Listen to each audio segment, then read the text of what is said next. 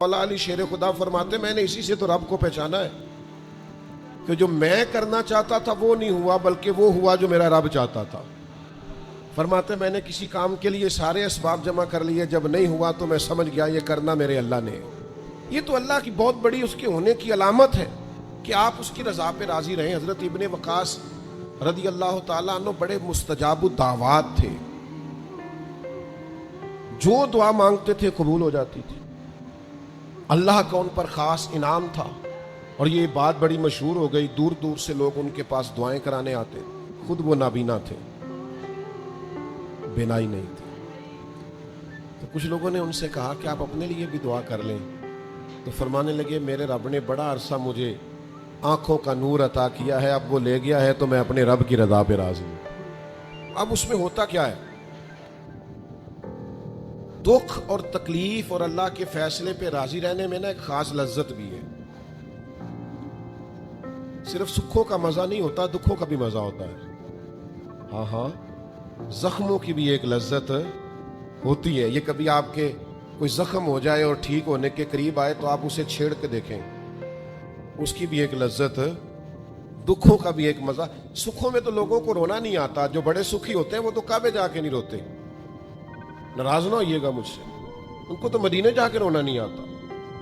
یہ دکھ ایک ایسی چیز ہے جو بندے کے دل کو نرم رکھتے ہیں. یہ آزمائش ایک ایسی چیز ہے جس میں نفسانی قوتیں ختم ہوتی. کوئی نہ کوئی آزمائش انسان کے ساتھ رہے تو اللہ کے حضور حاضر رہتا ہے. دکھوں کو, بیماریوں کو, تکلیفوں کو کبھی بھی برا نہیں جاننا چاہیے. یہ تو انسان کو اللہ کے قریب کر دیتی ہیں, دلوں کو نرم کر دیتی. جن کو ہم بعض اوقات بڑی آزمائش سمجھ رہے ہوتے ہیں وہی تو خیر بن جاتی. حضرت جناب ایوب علیہ السلام شدید علیل ہو گئے, شدید بیمار ہیں. 16 سال گزر گئے بیماری کو. تو آپ کی اہلیہ نے ایک دن آپ سے کہا اللہ کے نبی ہیں, دعا ہی مانگ لیں, اللہ شفا دے دے. تو جناب ایوب علیہ السلام اپنی اہلیہ سے فرمانے لگے شفا کتنا عرصہ رہی ہے؟ انہوں نے کہا 60 سال. فرمایا بیماری کو کتنا عرصہ ہوا؟ کہا 16 سال. فرمانے لگے ذرا بیماری کو بھی 60 ہو لینے دے, پھر دعا مانگ لیں گے. ہو لینے دے ذرا 60 سال. اللہ کی رضا پہ راضی رہنے کا فیصلہ کیا. آپ کی زبان مبارک سے یہ جملے نکلے کہ 60 سال ہو جائیں گے تو کر لوں گا دعا, اللہ تعالیٰ نے اسی وقت شفا عطا فرما. ٹھیک ہو گئے جناب ایوب. کچھ دن گزرے نا تو آپ کی اہلیہ نے ایک سوال پوچھا. کہنے لگی ایوب یہ بتائیے آپ نے بیماری بھی دیکھی, شفا بھی دیکھی, بیماری ٹھیک تھی کہ شفا؟ آپ فرمانے لگے سارے دن ہی اللہ کے ہیں, جس حال میں رکھے ٹھیک ہے. وصل اچھا ہے نہ فراق اچھا ہے, یار جس حال میں رکھے وہی حال اچھا ہے.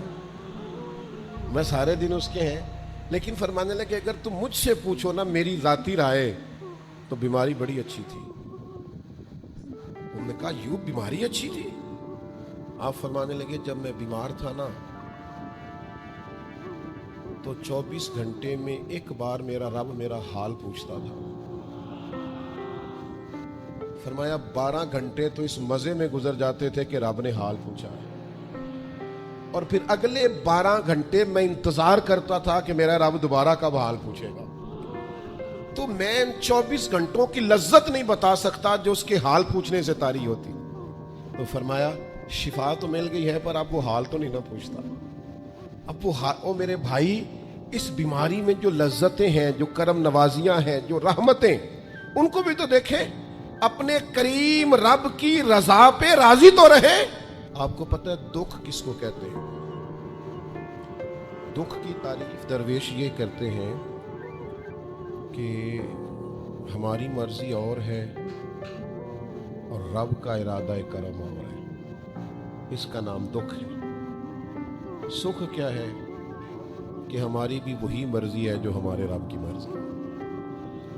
اگر مالک کریم کا ارادہ کرم یہ ہے کہ لاکھوں کروڑوں مل جائیں تو الحمدللہ, اور اگر اس کا ارادہ کرم یہ ہے کہ ایک وقت روٹی ملے ایک وقت فاقہ ہو تو الحمدللہ. اللہ کے فیصلوں پر راضی رہنا.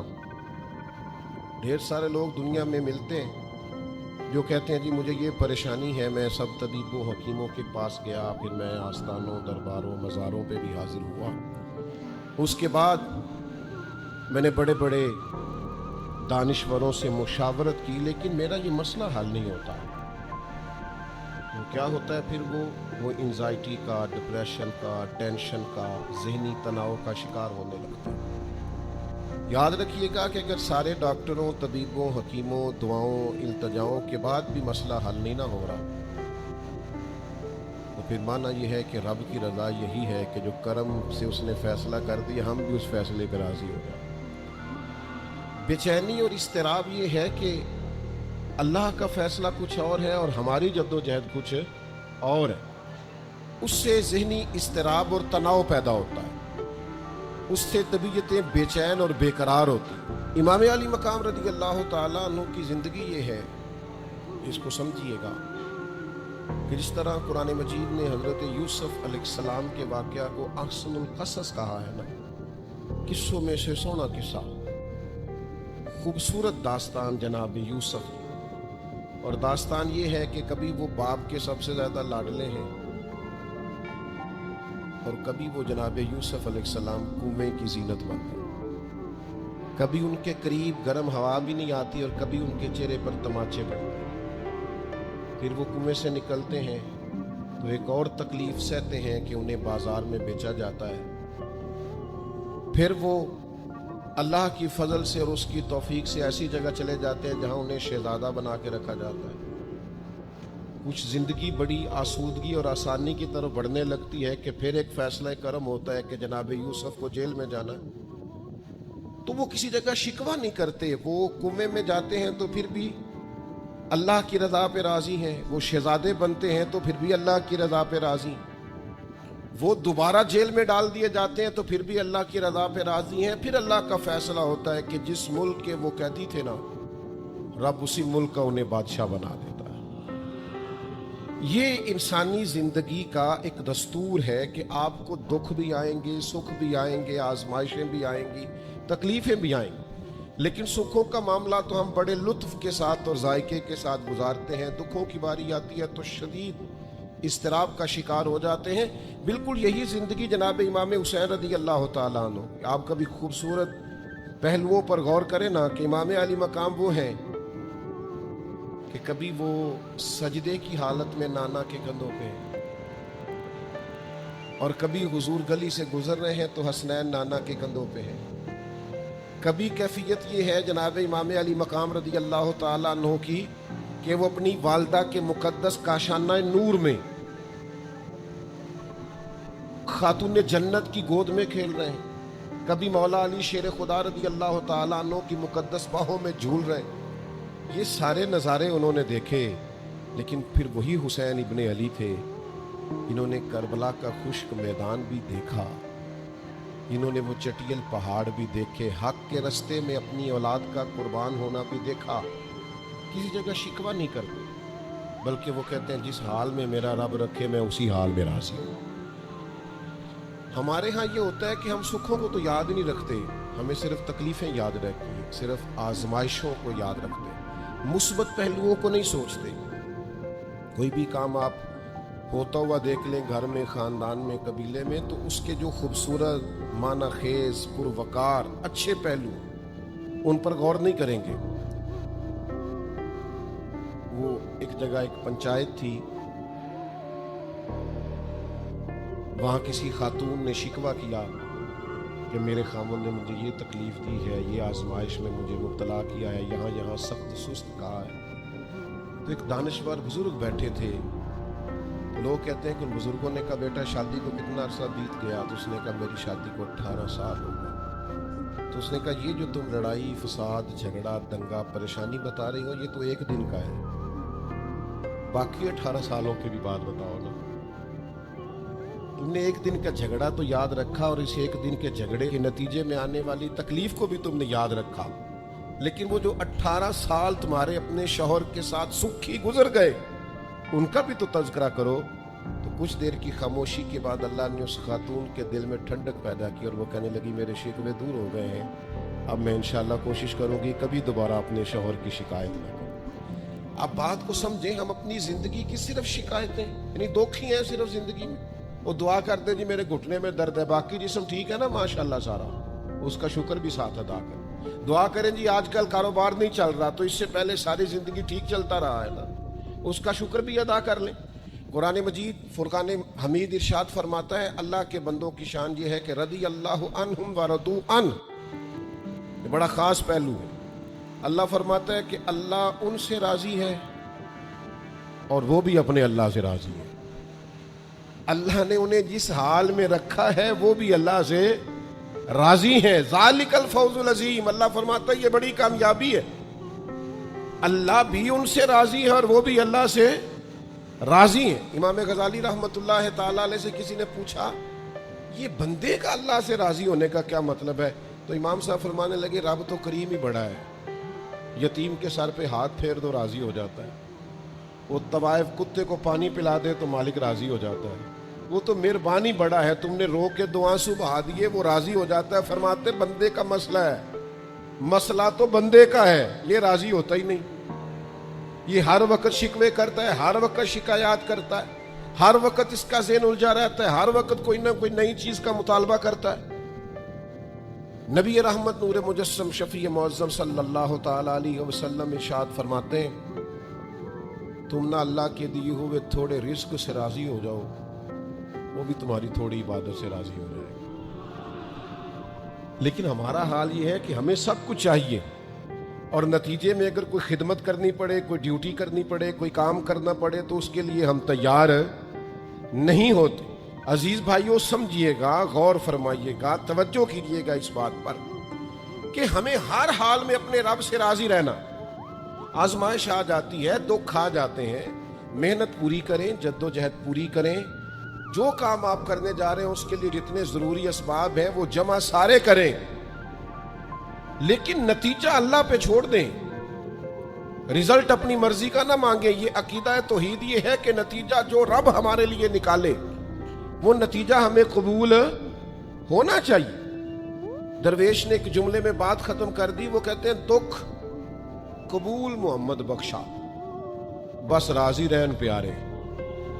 اگر پیارے راضی ہیں دکھ دینے میں تو پھر ہمیں یہ دکھ قبول ہے اور کئی دفعہ قبول ہے.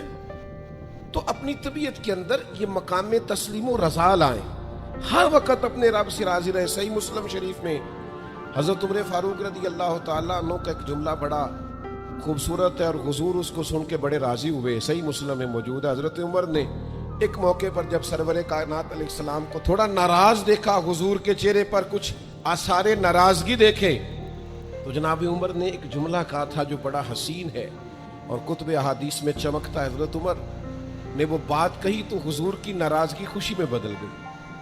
نبی پاک علیہ السلام کے چہرے پر جو آثار ناراضگی تھے وہ خوشی کے تصورات میں بدل گئے. حضرت عمر عرض کرنے لگے رضیت باللہ ربا وبالاسلام دینا وبسیدنا ومولانا محمد نبیا ورسولا. حضرت عمر نے حضور کو ناراض دیکھا تو کہنے لگے یا رسول اللہ، ہم اللہ کے رب ہونے پہ راضی ہیں، اسلام کے دین ہونے پہ راضی ہیں، اور اللہ نے آپ کو ہمارا نبی اور رسول بنایا، ہم اس بات پر بڑے راضی ہیں. ہم راضی ہیں کہ اللہ ہمارا رب ہے، اسلام ہمارا دین ہے، اور محمد صلی اللہ علیہ وسلم ہمارے نبی اور رسول ہیں، بڑے راضی ہیں. بس یہ رضا والا جملہ کہا تو اللہ کے رسول خوش ہو گئے. تو اللہ سے راضی رہیں، آپ کے تصورات میں شکوے پیدا نہ ہو، شکایتیں نہ ہو، الجھے نہیں. اور بہت سارے لوگ ایسے ہیں جن کا خیال ہے میری بڑی شان ہے تو میرے اوپر مشکلات کیوں آتی ہیں. دوست اکثر کہتے ہیں جی میں صدقہ بھی دیتا ہوں، نمازیں بھی پڑھتا ہوں، دل کسی کا نہ دکھے اس کے لیے بھی پوری کوشش کرتا ہوں. میرا زندگی کا مزاج یہ ہے کہ میں کوشش کرتا ہوں کہ کسی کو میرے لہجے سے، انداز سے، اٹھنے بیٹھنے سے اذیت نہ پہنچے، لیکن پھر بھی مجھے مصائب آتے ہیں. ہم انہیں کہتے ہیں آپ عبادت کریں، مہربانی فرمائیں، تجارت تو نہ کریں.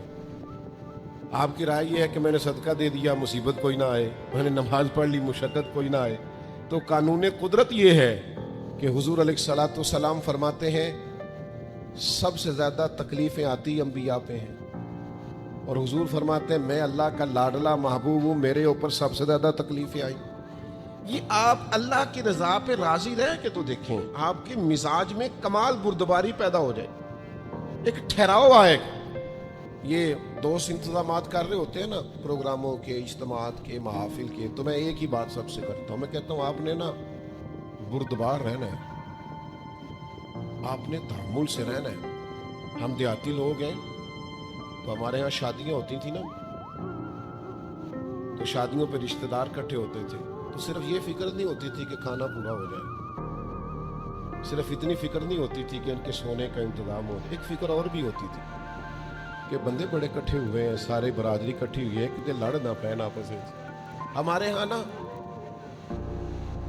چڑھانے والے زیادہ خطرناک نہیں ہوتے، چڑھنے والے زیادہ خطرناک ہوتے، جو ذرا سی بات پہ غصے میں آ جائیں، ذرا سی بات پہ چڑھ جائیں، کہیں سکون ہی نہیں، ٹھہراؤ ہی نہیں زندگی میں۔ اللہ کی رضا پہ راضی رہے، میرے رب نے جہاں مجھے رکھا ہے سب سے زیادہ باکمال رکھا ہے۔ جہاں میں ہوں خدا جانے بلندی ہے کہ پستی، پر جہاں میں ہوں وہاں کوئی نہیں ہے۔ آپ اپنے رب کی رضا پہ راضی رہیں کہ میری جہاں ڈیوٹی ہے، کیا ہی بات ہے، میری جہاں ڈیوٹی، حضرت صدیق اکبر کو امیر المومنین بنایا گیا، لیکن جناب بلال حبشی کے پاس مدینے والے محبوب کے مہمانوں کی ذمہ داریاں تھیں، مسجد نبوی کی کنجیاں تھیں۔ کمال ان کا بھی بڑا ہے اور کمال بلال حبشی کا بھی بڑا ہے، حالانکہ وہ تو مسجد میں جھاڑو دیتے تھے، خدمت کرتے تھے۔ تو آپ اللہ کی رضا پہ راضی رہیں، جہاں رب نے آپ کو رکھا ہے، جس مقام پہ رکھا ہے وہاں آپ راضی رہیں، آپ کو اطمینان محسوس ہوگا، آپ سکون میں آ جائیں، دل میں ٹھنڈک محسوس کریں گے، پریشانیوں سے نکلیں گے۔ یہ حدیث دیکھیے امام غزالی نے لکھی ہے، نبی پاک صلی اللہ تعالیٰ علیہ وسلم کے پاس نا صحابہ کی ایک جماعت آئی، انہوں نے عرض کی یا رسول اللہ صلی اللہ علیہ وسلم ہم ایماندار ہیں۔ تو حضور نے فرمایا تمہارے ایمان کی نشانی کیا ہے؟ تم صاحب ایمان ہو تو دلیل کیا ہے؟ انہوں نے عرض کی یا رسول اللہ، یہ ذرا دلیل سننا۔ عرض کرنے لگے یا رسول اللہ مصیبت آئے تو صبر کرتے ہیں، نعمت ملے تو شکر کرتے ہیں، اور یا رسول اللہ رب جو فیصلے کر دے ہم اس پر راضی رہتے ہیں۔ حضور فرمانے لگے کعبے کے رب کی قسم تو واقعی ایماندار لوگ، اگر تم اللہ کے فیصلوں پہ راضی ہو، اگر تم نعمتوں پہ شاکر ہو، مصائب پر صابر ہو، تو تم واقعی مومن ہو۔ تو یہ یاد رکھیں اچھی طریقے سے کہ ہمیشہ اپنے آپ کو اپنے رب کے فیصلوں پہ راضی رکھیں، ہمیشہ کوشش کریں کہ مقدر سے شکوہ نہ کریں، تقدیر سے شکایت نہ کریں، جو ہمیں نہیں ملا اس کے بارے میں اپنی طبیعت کے اندر تڑپ اور طلب نہ پیدا کریں، بس جو فیصلہ رب نے کر دیا اس فیصلے پر ہمیشہ راضی رہیں۔ یہ کر کے دیکھیں۔ حضرت انس بن مالک رضی اللہ تعالیٰ عنہ فرماتے ہیں ایک پوری جماعت جنت میں جائے گی لوگوں کی، فرشتے ان سے پوچھیں گے کہ میاں حساب دے آئے ہو؟ تو وہ کہیں گے ہمیں تو کسی نے حساب پوچھا ہی نہیں۔ ان سے پوچھا جائے گا پل صراط دیکھی ہے؟ کہیں گے نہیں ہم نے تو نہیں دیکھی۔ ان سے پوچھا جائے گا کہ میزان عمل؟ تو انہوں نے کہا نہیں بالکل نہیں۔ تو کہا اچھا تم بڑے خاص لوگ ہو، دنیا میں کرتے کیا رہے ہو؟ تو کہیں گے کرتے کچھ بھی نہیں تھے، رب کے فیصلوں پہ راضی رہتے تھے۔ اور طبرانی میں ایک روایت ایسی بھی موجود ہے کہ حضور فرماتے ہیں رب کہتا ہے جس نے میرے فیصلوں پہ راضی نہیں رہنا وہ رب کوئی اور ڈھونڈ لے۔ اگر تم میرے فیصلے پہ راضی ہی نہیں ہو، او بھائی میں اپنے ادارے کا سربراہ ہوں، جو میرا فیصلہ نہیں مانے گا وہ نکلے گا ادارے سے۔ میں اپنی جماعت اور تنظیم کے تعلق سے کوشش کروں گا کہ امیر کی اطاعت کا سبق دوں، اگر کوئی نظم و ضبط درست نہیں کرے گا، یہ ایک حال ہے یہاں کے جو مینجمنٹ کے کام ہے، معاملات ہیں، ایک سربراہ آپ نے بنایا ہوتا ہے، اب اس کی اگر بات نہیں مانے گا کوئی ورکر، کوئی کام کرنے والا، تو یقیناً وہ کہیں گے کہ میاں آپ بات نہیں مان رہے، تمہارا نظم و ضبط خراب ہوتا ہے، لہذا اگر آپ نے ہمارے نظم کے اندر نہیں رہنا تو آپ نکل جائیں۔ تو اللہ کے فیصلوں کو جو لوگ تسلیم نہیں کرتے، اللہ کے فیصلوں کو جو لوگ تسلیم نہیں کرتے، یقیناً وہ کمزور ہو جاتے ہیں۔ آج بڑے لوگ ہیں جو وظیفے پوچھتے ہیں اللہ کیسے راضی ہوگا، بتاؤں وظیفہ آپ کو؟ امام غزالی لکھتے ہیں کہ حضرت موسیٰ کلیم علیہ السلام نے اللہ کے حضور عرض کیا مالک میری قوم پوچھتی ہے تو کیسے راضی ہوگا، ہم تجھے راضی کرنا چاہتے ہیں تو کیسے راضی ہوگا؟ تو حضرت موسیٰ علیہ السلام سے رب کریم نے فرمایا ان سے جا کے کہہ دو کہ مجھ سے راضی ہو جائے میں بھی ان سے راضی ہو جاؤں. یہ اپنے رب سے راضی رہیں, جو رب ان کے لیے فیصلہ کرے. وہ حضرت سفیان ثوری دعا مانگ رہے تھے نا, یا اللہ راضی ہو جا, یا اللہ راضی ہو جا, یا اللہ راضی ہو جا. تو حضرت رابعہ بصریہ رحمۃ اللہ علیہ بھی پردے کے پیچھے بیٹھی تھیں. تو جب انہوں نے بہت زیادہ اس دعا پر اصرار کیا نا, یا اللہ راضی ہو جا, تو پردے کے پیچھے سے بول پڑی, کہنے لگی سفیان اب کچھ اور نہ مانگے اللہ سے, آگے نہ چلے. جناب سفیان کہنے لگے میں دعا ہی کر رہا ہوں کہ یا اللہ تو راضی ہو جا. تو فرمانے لگی پہلے اپنے دل پہ ہاتھ رکھ کے بتائیں آپ اللہ سے راضی ہیں؟ آپ تو کہتے ہیں یہ ہے تو یہ نہیں ہے, کبھی یہ بھی مل جائے نا. اگر آپ ناراض نہ ہوں تو پہلے خیال تھا ایک سواری مل جائے, چاہے موٹر سائیکل ہی ہو, مل گئی. اب بڑے پریشانی ہوتی ہے, کبھی 4 ٹائروں والی ہوتی نا, وہ بھی مل گئی, دے دی, طلب ہی یہ تھی. اب خیال آتا ہے کبھی تھوڑی سی بڑی مل جائے نا, وہ بھی مل گئی. اب جن کی طرح گاڑیاں اونچی ہیں, ٹائر چوڑے ہیں, وہ پریشان کرتے ہیں, تو بندہ تو روک ہی نہیں رہا کہیں. حضرت کلیم سے رب نے فرمایا ان سے کہو مجھ سے راضی ہو جائے میں بھی ان سے راضی ہو جاؤں. لیکن ہماری طبیعت کی بے چینی, ہمارے مزاج کی بے قراری, ہمارے لب و لہجے کا وہ عالم کہ ہم خوش نہیں ہوتے.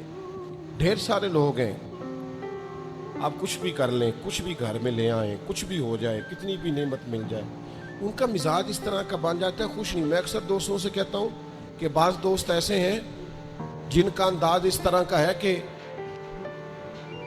ان کو کوئی بھی نعمت مل جائے تو ان کی طبیعت سکون پذیر نہیں ہوتی. حضرت عبداللہ ابن عمر رضی اللہ تعالیٰ عنہ صحابہ میں سے بڑے صالح آدمی ہیں, نیک آدمی ہیں, حضرت عمر کے صاحبزادے ہیں, اور اللہ کے حبیب علیہ السلام نے فرمایا یہ بڑے نیک ہیں. تو سیدنا عبداللہ ابن عمر رضی اللہ تعالیٰ عنہ کے نا ایک صاحبزادے بیمار تھے. یہ جو بچے بیمار ہوں یا کسی تکلیف میں ہوں تو یہ ماں باپ کو بڑا بے چین کر دیتے ہیں. اپنی بھوک بھی بندہ سہ لیتا ہے, اپنی بیماری اور تکلیف بھی سہ لیتا ہے, لیکن اگر اولاد کسی آزمائش کا شکار ہو جائے, پریشانی کا شکار ہو جائے, تو انسان بڑی تکلیف میں آ جاتا ہے. حضرت عبداللہ ابن عمر رضی اللہ تعالیٰ عنہ بڑے پریشان تھے اپنے بیٹے کو لے کر, اور جو ان کے قریبی لوگ تھے وہ محسوس کرتے تھے کہ شدید ذہنی اضطراب میں مبتلا ہیں سیدنا عبداللہ ابن عمر. اللہ کا فیصلہ ایک کرم آیا اور ان کے صاحبزادے کا وصال ہو گیا. جب ان کے صاحبزادے وصال کر گئے نا, تو ظاہر ہے کہ بیماری سے بڑا غم تو صاحبزادے کا انتقال کر جانا ہے. تو جنازے کے لیے جو لوگ آئے اور اس کے بعد جو تعزیت کے لیے لوگ آئے, وہ کہتے ہیں ہم نے جناب عبداللہ ابن عمر کو بڑا مطمئن دیکھا. ہم نے دیکھا کہ بیٹے کے انتقال کے بعد ان کی طبیعت میں ایک ٹھہراؤ آ گیا, اور آنے جانے والوں کو بڑے اطمینان سے, بڑی محبت سے ملتے, ان کا انداز بڑا منفرد ہو گیا. ایک صاحب نے پوچھ ہی لیا کہ جناب آپ پہلے بڑے بے چین تھے, اب آپ کی طبیعت میں بڑا ٹھہراؤ آ گیا, وجہ کیا ہے؟ تو حضرت عبداللہ ابن عمر فرمانے لگے جب تک وہ بیمار تھا میری ذمہ داری تھا اور میں بے چین تھا. فرمایا اب میرے رب کا فیصلہ کرم آ گیا ہے اور وہ میرے رب کے حضور حاضر ہو گیا ہے. گویا اب جس بارگاہ میں گیا ہے وہاں رحمت ہی رحمت ملے گی, وہاں کرم ہی کرم ملے گی. اب میں مطمئن ہو گیا ہوں کہ اللہ کی رحمتیں قبر میں اس کا استقبال کریں گی. جب تک میری ڈیوٹی تھی تو میں پریشان تھا, بے چین تھا, بے قرار. اب تو حاضر بارگاہ ہو گیا اور میں اپنے رب کی رضا پہ راضی ہوں. جب تک اللہ نے چاہا بیٹا میرے پاس رہا, اور جب اللہ نے چاہا اللہ نے اسے اپنی بارگاہ میں بلا لیا. میرے بھائیوں یاد رکھیے گا, ہمیشہ اس بات کو اپنے ذہن میں بٹھائیے گا کہ زندگی کے اندر کبھی بھی اللہ کے فیصلوں پر شکوہ کرنا اور اللہ کے فیصلوں پر